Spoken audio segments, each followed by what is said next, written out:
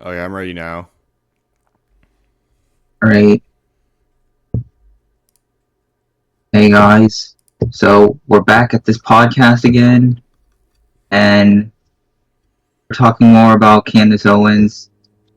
It looks like we're gonna do something a little bit different this time around. Yeah. In episode 2, we were going to talk about Candace Owens. I want to talk a little bit about like the X-Men too, just because it's a film I watched when I was a little kid. And rewatching it now, it kind of shows how it's different. I mean, I didn't really get around to the X-Men, so maybe I should rewatch that franchise if I have time. I like it. I mean, don't get me wrong, I get why some people dislike superhero movies, but at the same time, it's like some of them are actually good. Like Spider-Man: Yeah, No I Way mean, Home. I got a lot of them are good, but anyways, what I was wanting to talk about with the X-Men is how it's funny because like when you watch it, like when you're a little kid, you're kind of confused what's going on. But once you get older, you understand what's actually going on. What do I mean by that is, like at the very beginning, like they're at Auschwitz, but you didn't know what Auschwitz was. You thought it was like a prison. At least I did. And you see Magneto at the very beginning. He's like warping the gate and stuff, and it it shows him as a child, and really, what's mutants about? It's about how humans evolve and change, and um like the two main people are Jewish people. It's Charles Xavier, one of the good guys. He's the one that started the school, and the other Jewish guy is Magneto, who, like I said, is the kid from the Auschwitz. He still has the numbers on his wrist. Like sometimes he looks down, and he sees the numbers on his wrist, and I just find it interesting how like they're both mutants and they have like completely opposite views. Where Charles Xavier wants to help out humanity while Magneto wants to destroy humanity, and this might sound a little weird to some people, but I feel like it's almost like a Jewish power fantasy, where like the mutants are like an allegory to Jewish people, where like like historically Jewish people have to like hide themselves amongst others because of anti-Semitism. I kind of view like that similar to the mutants. I'm not saying like mutants are actually Jewish people, but like I always feel like it's almost like an allegory to them or a reference to them, and I view Magneto as like the Zionist who wants to wipe out humanity, while Charles Xavier is like the, I guess you call him like a liberal that's anti-Zionist who wants to work with humanity, even if a lot of humanity is anti-mutant. Because a lot of humans in the X-Men universe are like saying these mutants are freaks. They might kill us. One day. So like a lot of like the military are going after these mutants. So it drives a conflict between like what should we do with these guys? Like should we help out humanity or should we destroy humanity? I just find it interesting too how like the both Jewish people that escaped the war, and have like completely opposite views on the same issue. I don't know if you got anything added to that, Lauren, but I just find it fascinating. I mean, I know there's this fan theory out there saying like the X-Men is like an allegory or like a reference to the civil rights era, where like Magneto is like the radical side, Oh, like while he's like Malcolm X. yeah, and then Charles Xavier is like MLK, the more moderate side, trying to work with the white Americans at the time to get integration and ending Yeah, like saying segregation that and all not that. all white people are bad. Mm-hmm. I mean, I feel like you could make the same like reference though to Jewish people because like Jewish people also had to hide, and like and the reason why I call it a power fantasy is because like the two main characters are Jewish. The leader of the good side is Jewish, the leader of the bad side is Jewish, and like they're like two of the most broken characters. And like in Judaism, they believe they have like they're a special people. Not saying they have actual special powers, but like in their like whole belief set, they think like they're like special, kind of like how the mutants are special. I just find it interesting. But yeah, I never thought of it as like the civil rights era. Huh.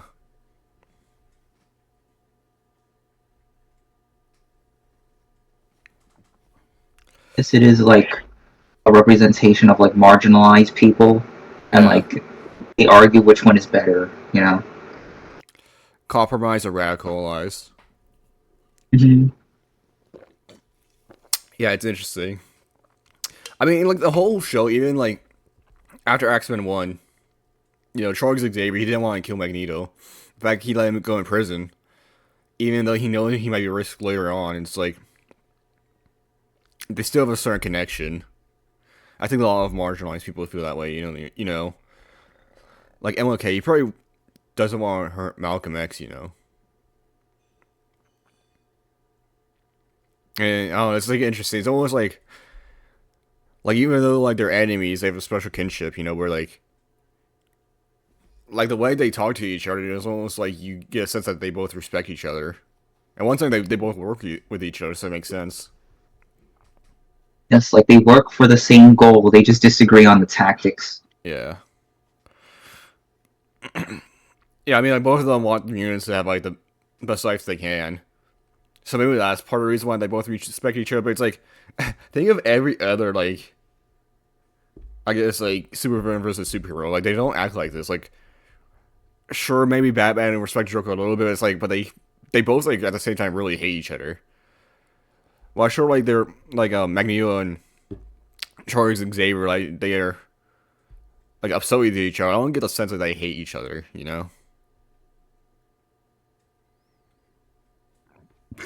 Oh, sorry. They definitely don't trust each other, but I don't think they hate each other. At least not in the same way as like typical superheroes and superheroes. Like Spider-Man, he hated the Goblin. He wanted to kill him. And it's just interesting, how like the dynamic is where like they don't both hate each other the same way as you typically think like superheroes and supervillains would.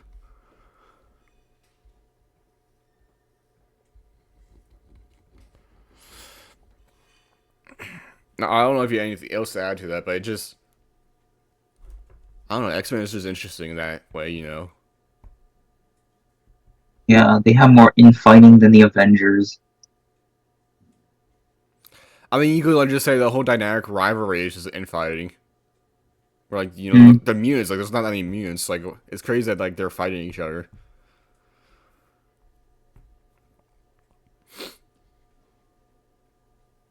Oh, I all find it right. fascinating.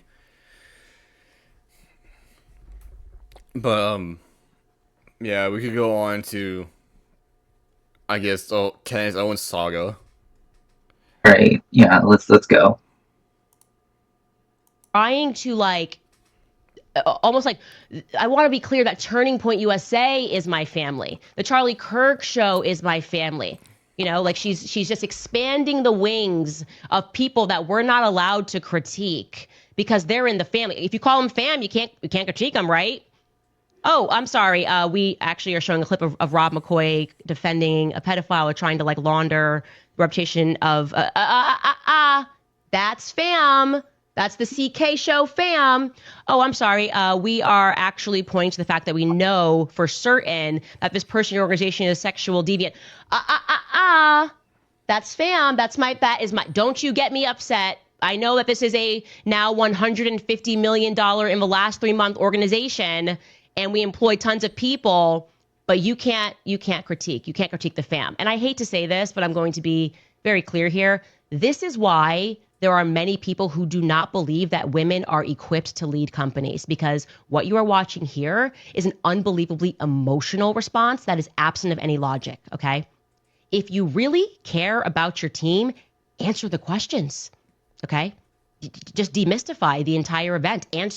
Come out, sit down, answer the questions so people don't think Turning Point USA looks so suspicious. Don't try to like mom the organization and say, well, mother's upset because people are coming after her kids and all of this multi-million dollar subsidiaries. That's my children, okay? The multi-million dollar subsidiaries, Turning Point, like Turning Point Action, all that, those are my kids. So you can't critique them. Not a good idea. Okay, it may work in PR world. You guys, I know how it's an obvious PR campaign. It's never been more obvious of a psychological operation. I actually wish they would put me on payroll so I could help them make these things look more organic. than having every single person that has been telling us to stop asking questions all make the exact same video within 4 seconds of each other, being like, "Whoa!" Oh, that's enough from that. But eh, just to give you the context here, she was on the I don't know what you call it, the Erica Kirk show. Oh, I guess it's still called Charlie Kirk show, but she was on with Erica Kirk talking about how like them smoothing out their disagreements, and I think Candace Owens was backpedaling too on the show, and now I don't even know what. Like she's like saying how like I guess like Eric Kirk was using her, so now she can't criticize them because like they're family. Which I mean like I sort of like half understand what she's talking about. Like on the right, like they're like, hey, you can't infight, you can't criticize anyone on the right. But at the same time, it's like if you watch the actual show, like she was agreeing with Erica Kirk, so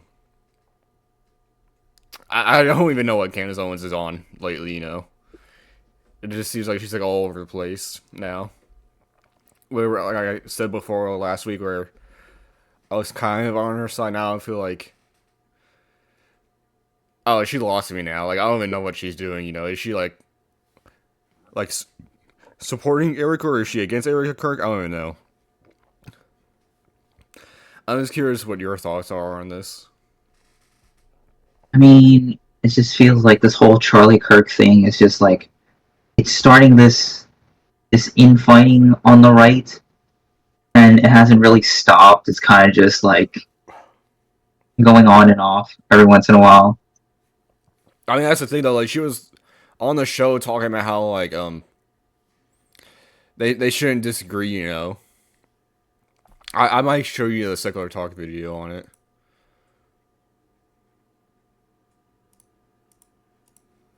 Hold on.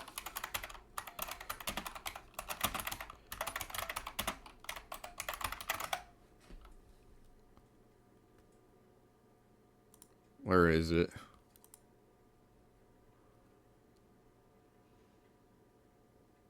Oh, this I one? guess it's this. Alright, guys, So so- Candace Owens turns on her own audience after Eric Kirk meeting. Because in the meeting, Candace Owens was agreeing with Eric Kirk, which made the audience, upset because they're like, hey, you're not supposed to agree with her because you're hiding stuff from the Tommy Robinson case, or at least they're trying to make people not talk about it. So now it makes it less sense about this video because this is after her collab with Erica Kirk. So now I'm just confused. Is she pro or anti Erica Kirk? I guess like I don't get it. Does she think like Tommy Robinson killed him, or does she think like it's not true? I think this is probably part of the reason why people don't like Candace Owens is because she's so wishy-washy when it comes to this. Kind of reminds me of Nick Fuentes, where like, Nick Fuentes says, "Oh, I love everyone," but at the same time makes fun of Jews. It's like, which side are you on? It's maybe I should be surprised that right wingers are grifters, but at the same time, it's kind of annoying. Yeah, I wouldn't be surprised if she's like playing a facade. It's all just an act. I mean, it kind of feels that way when she like 1 second she's like talking about Erica Kirk, agreeing with Erica Kirk. Next second she's going back at it again, I guess, where she's disagreeing with her. I guess like out of context doesn't make sense because they did say like, oh, they didn't actually say, oh, in the family, but it's kind of, you get that sense where like you can't criticize people on the right. So out of context is, I feel like this does make sense, but like the fact that she was like with Erica Kirk, agreeing with Erica Kirk, makes less sense. Yeah.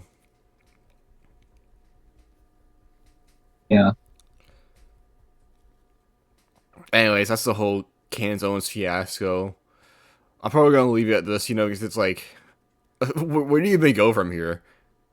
Like, even if she goes back at it again, attacking TPUSA, it's like, I feel like now it makes people care less because it's like, you literally with them before and agreeing with Erica Kirk, so I think most people aren't going to pay attention to Candace Owens as much now because it feels like she's like, her principles aren't as, I guess, strong, like Sicko Target was literally saying how like her own audience now is turning against her because of this.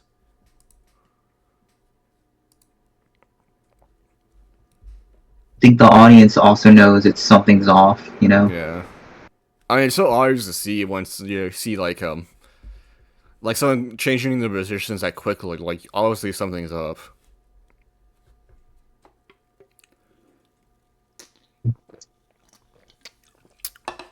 But anyways, that's that with Candace Owens. Last week, maybe it was 2 weeks ago actually, but Nick Fuentes was on the Piers Morgan show, and it's kind of funny because like Nick Fuentes was upset with it, but at the same time, it kind of makes sense why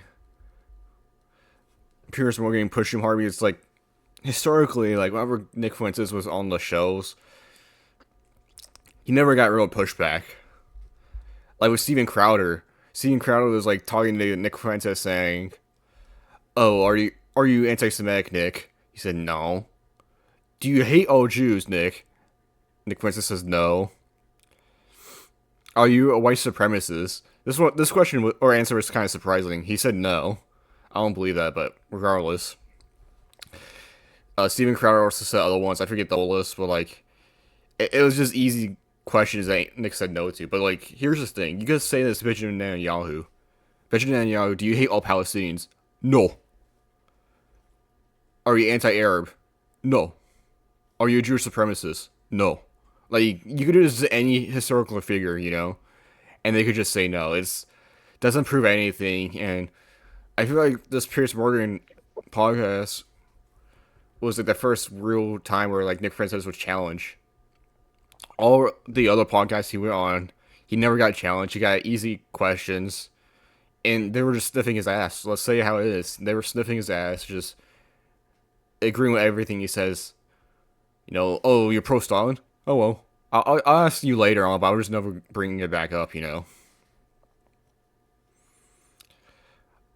And I was curious what your thoughts are on like how all the podcasters are sniffing his ass except for Piers Morgan. I guess like every other podcast before Piers Morgan is like just yes men, you know, they don't really question that much. They kind of just go along with what Nick Fuentes, you know, whatever he says. But here it's just like Piers Morgan's like genuinely wonders if he believes in all of that. So Yeah, or if he's just grifting, if he's just doing it for like the clout. mm-hmm. See, I feel like this is a more like authentic interview because before it's like, do people actually like whenever like someone sniffs your ass? Like it just seems it's almost so gay, you know? It's like I don't know how else to describe it. It's like, why would you even like ask those questions? You know, other than to make Nick look more moderate. You know. And I don't see how like their audiences like don't see this, you know, like their audiences have to be like dumbasses if they can't see this. In fact, I'll show you the very beginning because this is the very beginning. Actually, talks about what we're talking about. On average, Nick, about our assessment of an insidious immorality. For others, he's a product of a culture which has turned on its own and left many young people feeling listless and bitter. He's either a litmus test for right-wing hypocrisy on free speech or a walking, talking manifestation of where the line should be drawn. And a frankly preposterous amount of airtime has been spent on debating everything from his ideology to his sexuality and whether anyone should actually talk to him at all. If I were writing a glossary entry on the Streisand effect, I wouldn't put a picture of her next to it. I would put a picture of Nick Fuentes. They have opted to not do so when it comes to Nazis like Nick Fuentes. Fuentes takes this guy apart brick by brick. It's a full takedown. My concern is that people who are a bit more moderate are deeply alarmed by Nick Fuentes. I was very happy to see that like Nick Fuentes really passed that test with flying colors. That fragmentation is being caused purposefully by a splinter faction of people led by a young man named Nick Fuentes. That's the war. Can you get the beef prices down? Not crazy things that Nick Fuentes or these other loons say on social media. Well, it looks like all the screaming about Nick Fuentes on the internet is finally dying down a little bit. So now we had on this guy, this Fuentes guy, and never challenged him. You should have Nick Fuentes on your show and you could ask him questions about that. The truth is, it doesn't make a lot of sense to spend all this time talking about Nick Fuentes, but not actually to Nick Fuentes. People who say you shouldn't give him a platform overlook the very obvious fact that he already has a platform of his own, which is often bigger than most of the people complaining, and he uses it to speak unchallenged to his many followers. It's on that basis I've invited him to appear live and uncensored on my platform, and Nick Fuentes joins me now. Nick Fuentes, welcome to Uncensored. At the very beginning, I don't really catch that born, but like that black guy was pretty much just saying how he puts on an appearance whenever he goes on these podcasts, and it's true, you know. He always does put on this appearance whenever he goes on like certain podcasts is to make himself look more moderate on YouTube. And while on Rumble, you see the real deal.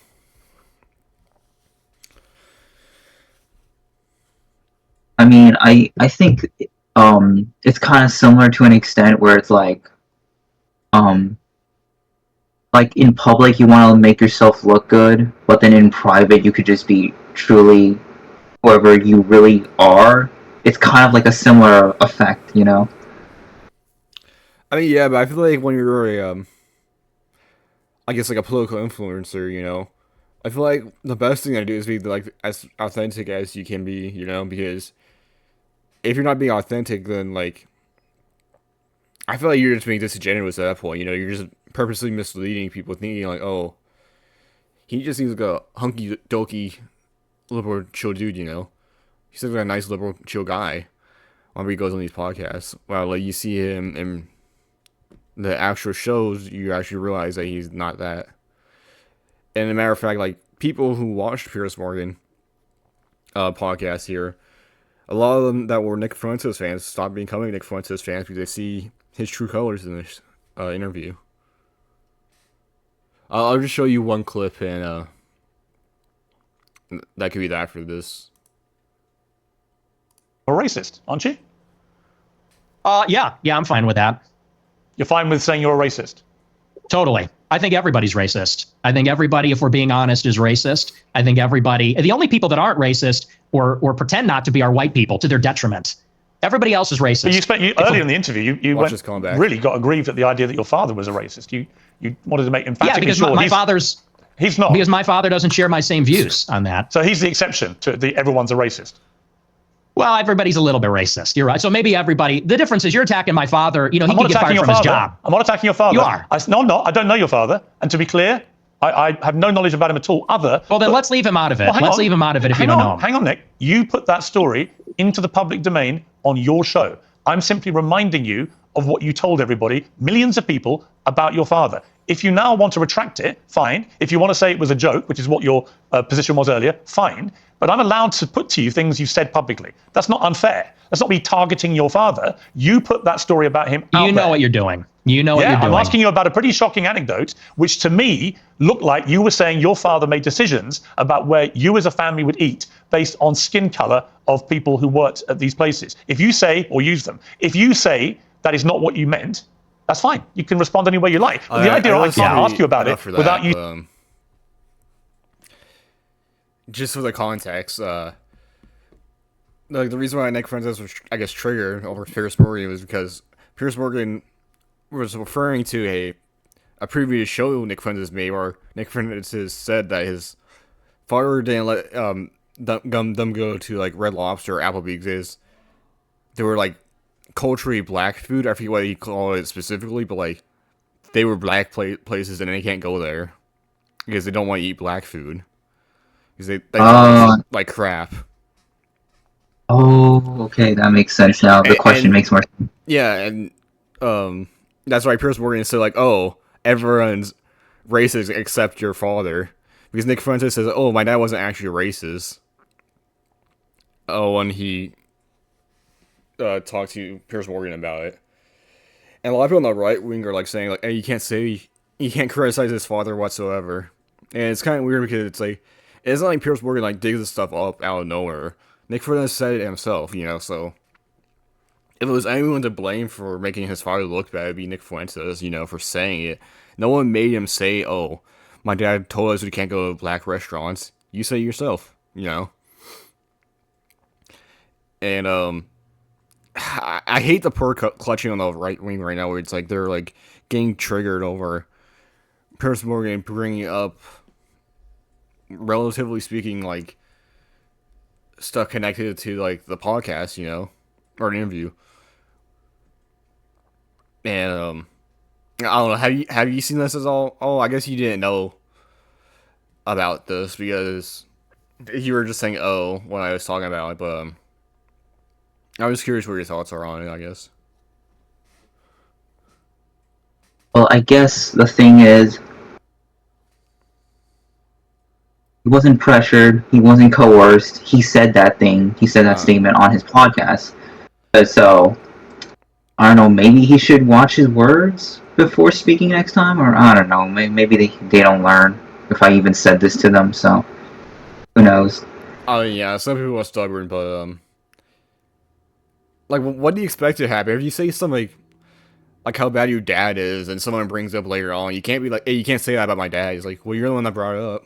You know, it's like, what do you expect to happen? Almost, you know. And here, like, he's saying about how like everyone's racist. So if everyone's racist, then why are you upset that people are calling your dad racist? If you think everyone's racist, if you think everyone like, hates each other, then you'd be like, oh yeah, my dad's racist. My dad's normal like that. You know, instead of like being so defensive about like, oh no, my dad's not racist. You can't say that about my dad, even though I was the one that brought it up. It's just the whole thing is kind of stupid, and there's a little. I don't know if I could find it now, but there's one part in the interview where Piers Morgan brought up a Holocaust survivor, and talking about how like his mom survived the Holocaust and stuff, and Nick Fuentes was saying like, "Oh, I like the Nazis because they have cool edits," and he thought that was the onus. Like, dude, like go outside, you gotta touch grass someday because like in the real world, if you like bring this stuff up, everyone's gonna look at you weird. And I don't know what that says about society, but like I feel like people nowadays are just like they don't really give a shit about pain. They don't give a shit about if it hurts others, as long as it looks cool, you know. It really is a sad state of affairs, you know. Yeah, I agree. I mean, this is why we're kind of in this toxic situation. It doesn't matter if it affects others. They just have this mentality of like, me. So. Yeah. I mean, that's such an easy thing. Nick Fuentes would be like, "Oh, I'm against the Nazis for doing the Holocaust," but no, he can't even say that. It's like, are you serious? He's like, "Oh, it doesn't affect me because I'm white, dude. You know, white people shouldn't care about as much." That's literally what he said. Maybe not exactly that way. I might be paraphrasing, but like that's essentially what he said there. He's like, it doesn't affect us as much because we're white Christians, you know. It's more of a Jewish thing that they should care about. It's just, even if that's genuinely what you feel, like you shouldn't say that to others. You know, you should be like, yeah, that sucks. You know, like I hate it. Like I feel like empathy is actually. Or, yeah, empathy is actually a virtue, you know, being sympathetic to others and empathetic. Actually feeling bad whenever, like, a tragedy or a genocide happens. Does not make you weak. Actually, in my opinion, I think it's a good thing. It's actually healthy for society to feel bad for others. Because what would happen if, like, everyone just gives a shit about themselves, you know? Families were killing each other, you know? Everyone would just be out for themselves at that point. It just is, this mindset's toxic, man. Yeah, I can see that. Like, this mindset is already, like, seeping into this culture, seeping into society. That's why, like, nobody really cares, you know? They're all out for themselves at this point. Which, don't get me wrong, I see, like, you want to, like, self-improve your life, but at the same time, it's like, you shouldn't do it at the detriment of others. Like, this should be obvious, you know? Like, I guess it's not. Yeah, well, this is the world we live in, you know? Yeah. I thought it was common sense, like, being a little selfish, but not to hurt others, but I guess it's not. That's how I am. I'm a little selfish in life, but at the same time, I don't want to hurt others.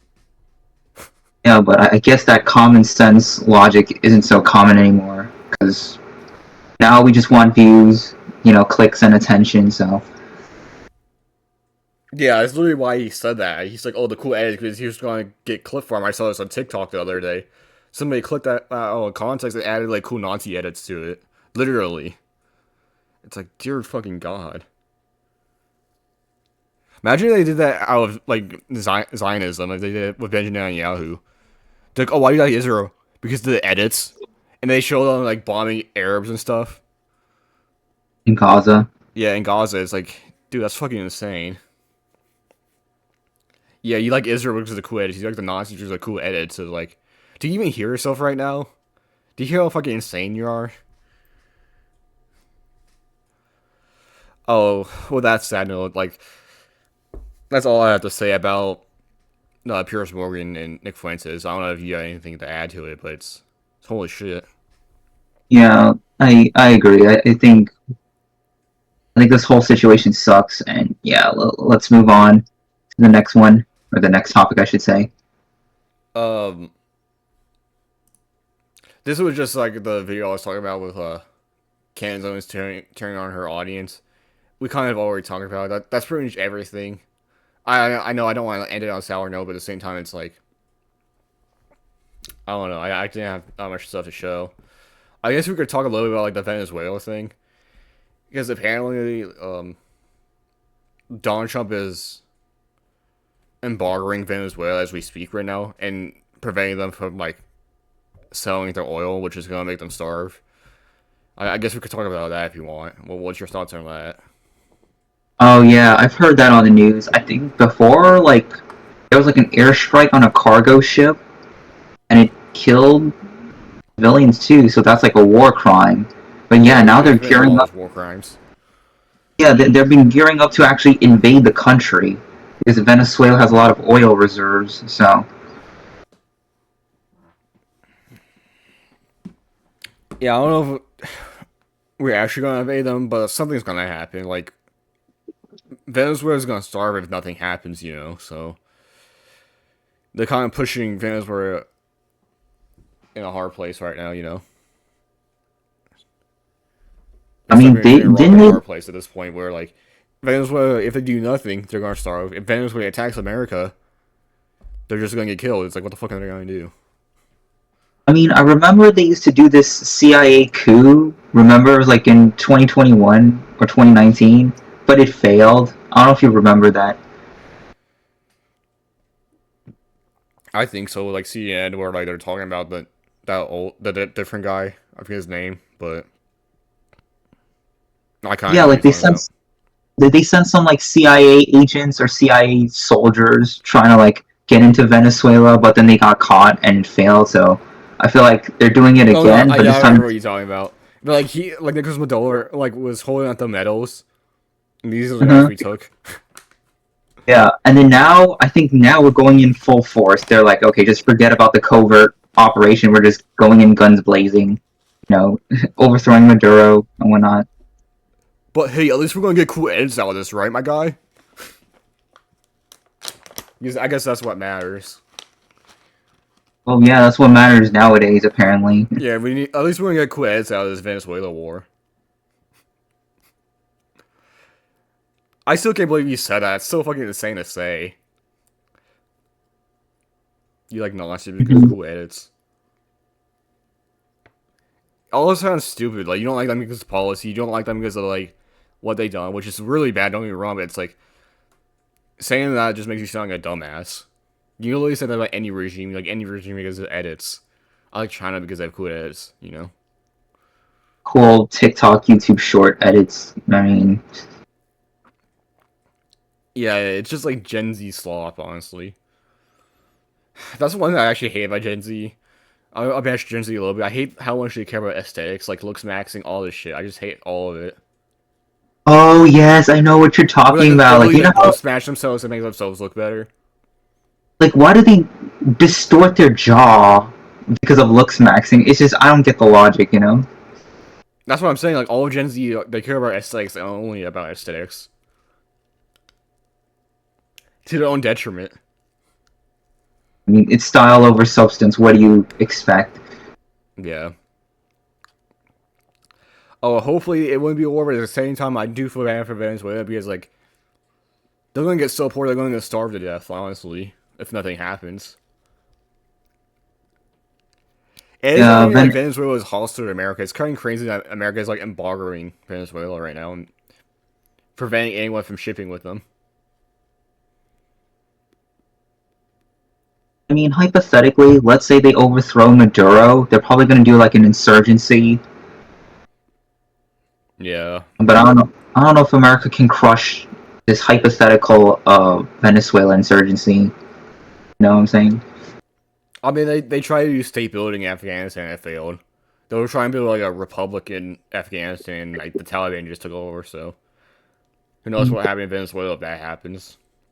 It could just be like a different dictator just takes over, like every time we try to do like reconstruction in all these countries, it always fails. Mm-hmm. And we never learn. And they call it peacekeeping too. Oh, we're doing quote unquote peacekeeping whenever we were deployed there.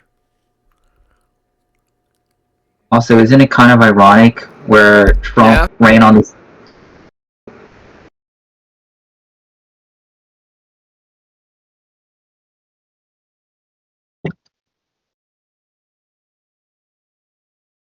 All right, let's just end this then. So I'm gonna end this because my friends gotta go. See y'all next time on the next episode. Take care. Oh yeah, I already ended the video. I'm probably just gonna cut all this out, but I'll say this. Sorry guys for before. My dad asked me to go downstairs because they were making ice cream, I guess it is what it is when you live with your parents, but I pretty much just said everything I needed to say in this, I guess, podcast. Do you have any closing thoughts for him? Yeah, I already concluded my video, so